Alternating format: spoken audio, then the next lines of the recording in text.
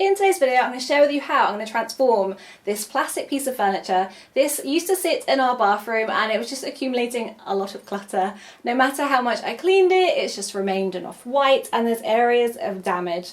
But instead of throwing this away, I thought it was a perfect time to give this an upcycle and move rooms. So it's going to go in this dressing room, and the colour I'm thinking is Valspar Jade Cameo. The reason being is we have a pink floor in here, and I think the pink and green will work beautifully. When painting a plastic piece of furniture, there is some prep we need to do first, so let me share with you what to do. You need to give the item a good clean. Here I'm using sugar soap. I'll just apply this all over with a sponge. The purpose of this is to get rid of any grease or grime, so when we come to paint, there is nothing getting in the way. Then using a damp cloth, rinse down the item, and using a dry cloth, make sure everything is nice and dry.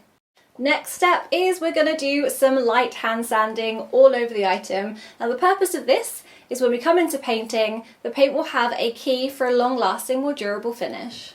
Once sanded, go in with a damp cloth to make sure everything is dust-free. Then go in with a dry cloth to make sure everything is dry for the next step.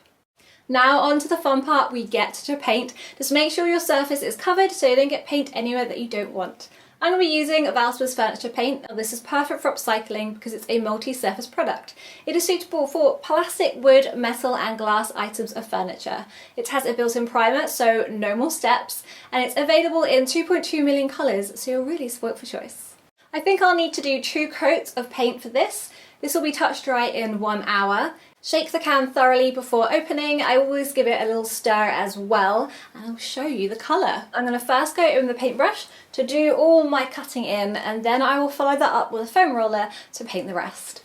When painting, watch out for any drips. Just smooth those over because you don't want those to dry like that. So tips when painting with a brush, don't go over the surface too many times and just keep going gently back and forth in the same direction. I just realised you can't actually see any of the cutting I've done so far, but the coverage is really good. I'm very impressed. As I'm painting, I try and walk around the item to make sure I'm really getting every nook and cranny, that I'm not missing anything. All the cutting in with the brush is all done, not that you can really see, I think, from this angle. Now I'm moving on to my foam roller to paint the rest. Are we seeing the coverage? That is looking so good already. Tips when using a roller is if you can paint in a V motion, so you're just going and really thoroughly covering the surface, then you'll get a better finish. First coat is done with the furniture paint and it is looking really good already with the first coat.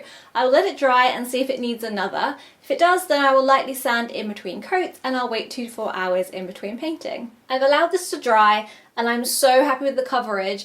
I'm not going to do a second. I have gone in with the paintbrush and just touched up a few areas here and there, but this is now done. So I will share a reminder of what it looked like before, and I will show the after all styled up.